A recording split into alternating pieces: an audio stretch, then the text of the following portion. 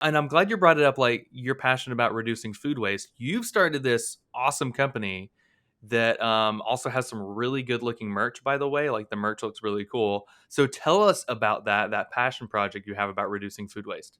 Yeah, thanks, Zach. Or sorry, Trevor. No, you're Uh, good. yeah, so one of the first things I noticed when I came back to the farm was like how much food waste there was. Mm, And I want to clarify by food waste, I mean potatoes that we can't sell to the store and we have to sell for cow feed. So it's not necessarily a full waste, but I truly believe that its highest, potential is feeding humans. So every year we toss away around 1.5 million pounds of potatoes, basically just because of their cosmetic looks. hmm So that really drove me crazy. And, we would try to donate as much as we could to the food banks, but these potatoes, they have to be graded over a few more times. And it takes a lot more labor than it's actually even worth donating it to the food bank, or even really, trying to salvage it for cow feed. So I created a company called 10 Servings, and basically we sell potato merchandise, and the proceeds from the shirt and hat and hoodie sales go towards us rescuing these ugly potatoes and donating them to the food banks. And then also we pay the farmer number one pricing for these number two potatoes, because mm. right now, like, the farm debt is rampant right now across North America. Like, the small family farms are really hurting and struggling with debt. So we're trying to, feed our food banks, reduce on-farm food waste, and at the end of the day, help our farmers out. So that's the company that I started about 2.5 months ago, and it's been going really good. Got great feedback from it, and hoping to expand it and get in a few stores here in Canada. That's awesome. Yeah, are y'all starting out right now in British Columbia and then kind of expanding outward? Yeah, well, right now it's just internet Okay. sales, and the majority of my followers are actually in the United States. So Okay. that's most of the sales have been just through my website on there. But it is really cool to see people from like Australia or Germany, United Kingdom, ordering. So it's just kind of cool.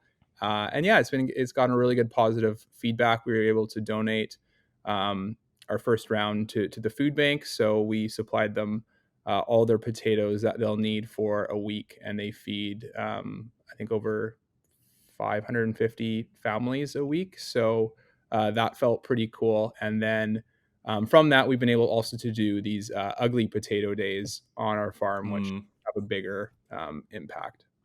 Yeah, I saw you guys did one a couple weeks ago. Like, how was that? I mean, that was that the first one or no?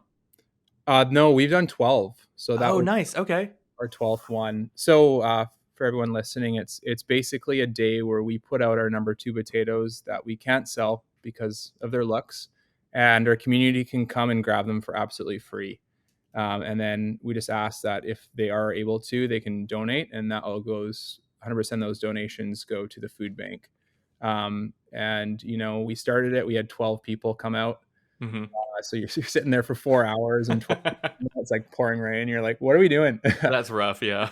It's hard. And then we're like, hey, we keep doing it. Got it up to 200, and then 800, and then now we're consistently between 3 and 4,000 people coming out per event, and we're able to give away about 40,000 pounds of ugly vegetables each time. So it's grown into like a pretty popular community event around our farm.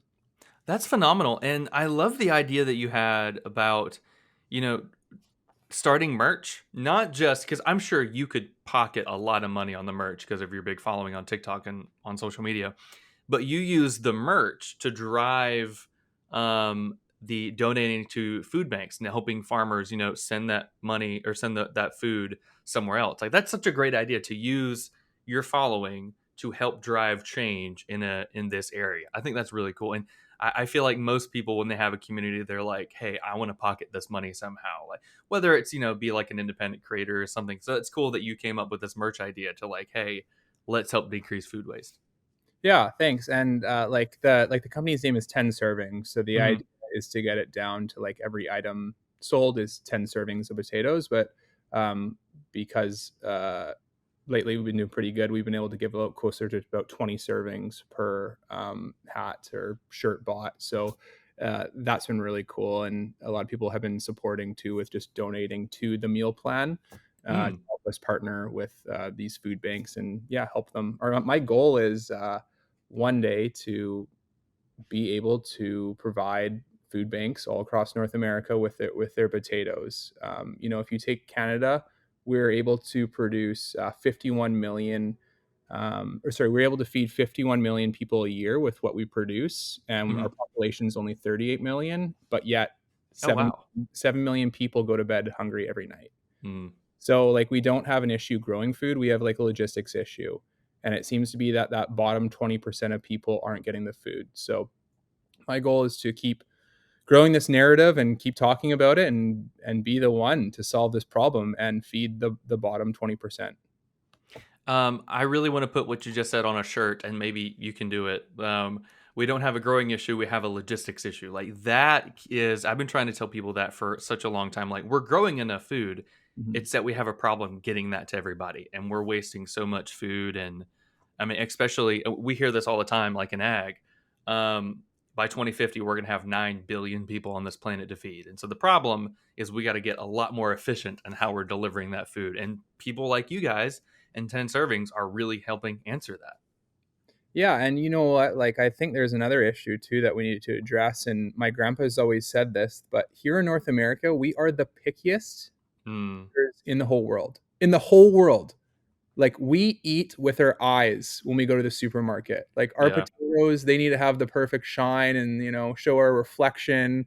And it is actually ridiculous. Like if you saw some of the stuff that goes for cow feed, it has a little nick in it, or it's just the wrong sizing, or like it's perfectly fine, but we can't sell it. And a big issue, and I'm going to speak a little bit more specifically here in Canada, is our grocery stores are, there's only a few of them, a Mm, few owners, and they mark our prices up an insane amount. Like the other day, we sold some russet potatoes for 50 cents a pound. I go to the store and I see it being sold for $2.50 a pound. It's a 500% markup. No wonder like people want the wow. potatoes to look pretty. They're paying like $8 for three potatoes. It's ridiculous how much of a markup there is on our food. So when people ask me like whose fault is this? Is it like the consumer's fault that they want perfect potatoes or perfect vegetables, or is it the retailer's fault? Well, yeah, it might be the retailers or the consumers that are complaining, but it's the retailers that are marking up our product so much to the point where yeah, you do expect your potato to look like frickin' Brad Pitt, you know? Yeah. Like I don't blame them. And it is actually ridiculous. So like we need a change here. And I don't think I can run a farm and start a grocery store. So we need someone to step it up. There you go. Yeah, like I mean, not to get like political or anything, but what do you think can be done to decrease that 500% markup? I mean, that's wild. I need to do some digging to see what it is like normally here in the US, but that's crazy. Yeah, it is pretty wild. Like I will say that some stores like the Costco model is a good one Mhm. where Costco, only marks it up. I Mm, don't I don't know, like 30% or something like that, or maybe a bit more than that, but it's just hard because with Costco it's such big bulk. We almost need yeah. like we need a not for profit grocery store. That's just Mhm. what we need. And like a grocery store that doesn't try to maximize profit, that will just take enough to cover the shrink rate and pay salary. Um, I think that would be uh, the best answer is just have a not for profit starter grocery store. That would be a good solution, but it's like, I mean, hopefully people would do that, but is it gonna be government ran? I mean, that would be good, but I feel like that'd be a whole other, like, I don't know, maybe another Pandora's box. I don't know, but yeah, hopefully that could work it one day. I think it will. I think you just need a big thinker to come in there and someone that just has Mhm. goals and not able to take no for an answer. But I think something like that could be done and could be done really well and really successfully. That'd be nice, especially across all of North America.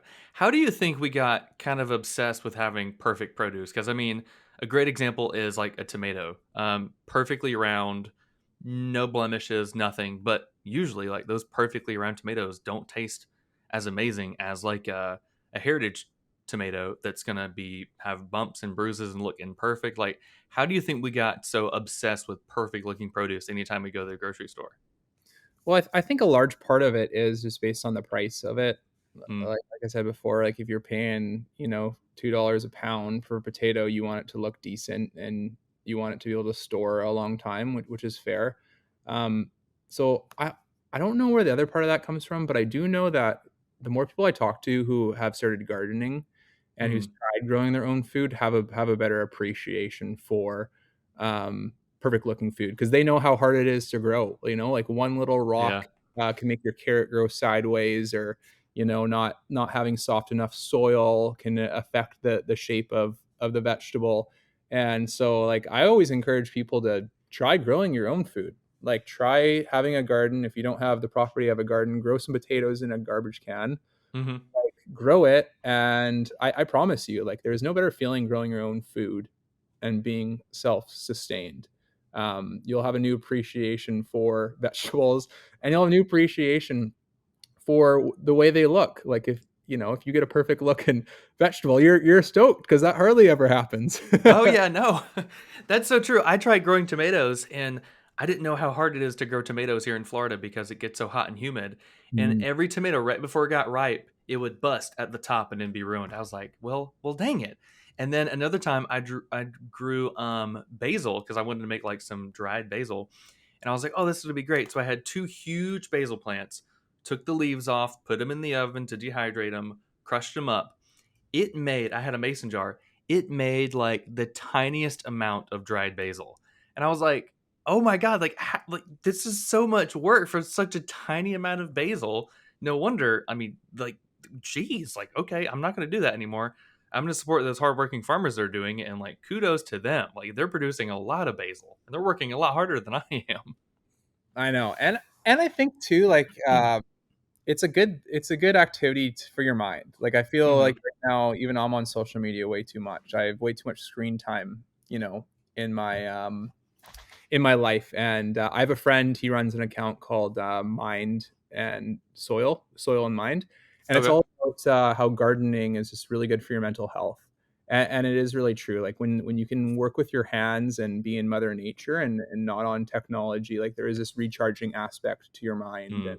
and who you are. And I think nowadays, with how much anxiety people have, I think just being out in nature and trying to grow your own food is like one of the best antidotes to having high anxiety and being stressed out. I like that. And I'm sure it's tricky. Like I'm kind of the same as you. Like I'm trying to build a brand on social media. So I'm like, I feel like I need to be on social media a lot. But then I'm like, no, I need to take a break from it. And so you're like, I don't know, you're struggling because you're like, I need to get off of it. I need to get on. Like, I don't know, how do I juggle both of those things? I know, yeah, it is a very fine balance where you're like, well, this is kind of like my career thing and like my passion, but then all of a sudden you're sucked in and you look at your screen time and you're like, I've been on my phone today for 4.5 hours. Yeah. Yes. 4 hours of that was on TikTok and 30 minutes was messaging people. It's like, that's a struggle. Yeah, and I'm not a hippie by any means, but when I go outside, I hear people, when they're like, whenever you go outside and you do yard work, you should ground yourself, like, walk around barefooted. And I like to do that. And I'm like, whenever I talk about it, I'm like, I sound kind of like a hippie, but I think it's kind of cool. Like maybe everybody should give it a try. Like maybe there is something to it. I I think there probably is something to it. I never really feel different, but I always, Yeah. I do the same thing too. If I'm outside, I'll take my shoes off and have my bare feet touch the grass. I don't, yeah. Maybe it's like the placebo effect, but yeah, I don't know. Like it feels different, kind of, but I don't know. I mean, I feel people like Epic Gardening. He talks about that a little bit. He's got a really good channel, and I've been seeing him. I forget his name, but he honestly has been getting a lot of traction from like creators examining how other creators make money online. And Hmm. he's been sharing about like how he's so profitable building all these courses, teaching people how to do gardening, and how Mhm. kind of like post COVID, it exploded and people are getting out more and gardening more. So I was like, heck yeah. And I feel like gardening is, the next step to being a farmer, maybe like you're your own farmer. So I thought that was pretty cool. Yeah, I was on his podcast like 2 months ago, Hmm. and got a staff of like 60 people. Yeah, I learned that about, which is wild. Yeah, he kills it because he has like he gets 20 million views a month just on his newsletter. No way. Okay. Like, yeah, yeah, he's got it down pat. Like, I have a lot of respect for Kevin. Yeah.